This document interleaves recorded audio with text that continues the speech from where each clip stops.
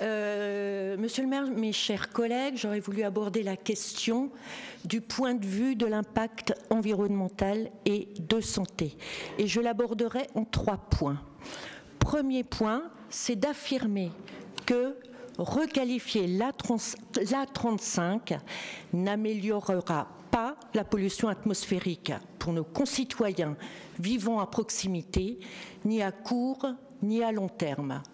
À court terme, l'ASPA a démontré qu'il faudrait 16 000 véhicules en moins, à condition que le parc automobile soit moins polluant.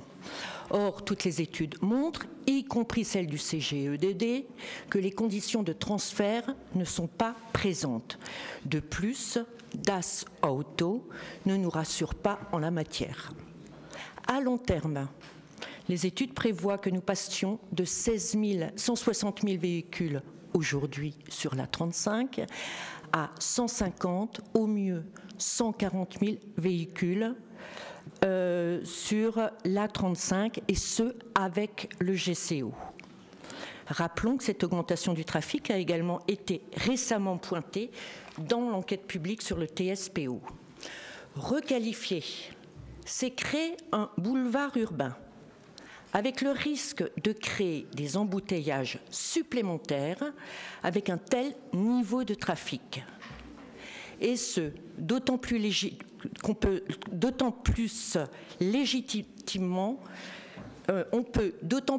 légitimement se poser la question, dans le sens où on voit qu'aujourd'hui, les conditions pour contrôler les véhicules, particulièrement les poids lourds, sont difficiles et sur l'A35 et à Sainte-Marie-aux-Mines, entre le tunnel et la route. Non, c'était mon premier point, requalifier ne permettra pas à Strasbourg de moins étouffer et de limiter l'impact sur la santé de nos concitoyens. Deuxième point que je voudrais aborder, c'est de constater que, couplé requalification de l'A35 et GCO, contribuent au réchauffement climatique. Pourquoi ? Les conséquences sont d'augmenter la surface de voirie globalement, et donc d'augmenter le trafic, et donc d'augmenter les émissions de CO2, puissant gaz à effet de serre. Où est la cohérence à l'heure actuelle dans le cadre de la COP21 ? Où est la cohérence alors que nous avons pris plusieurs engagements récemment, que vous avez signé l'appel de Nicolas Hulot, que Strasbourg est aussi, depuis mercredi, la première grande ville à signer la Déclaration des droits de l'humanité. Le troisième point que je voudrais aborder, c'est d'affirmer que oui, il faut aménager l'A35 en vue de fluidifier le trafic et de reconquérir une qualité de l'air. Un paradoxe ? Non.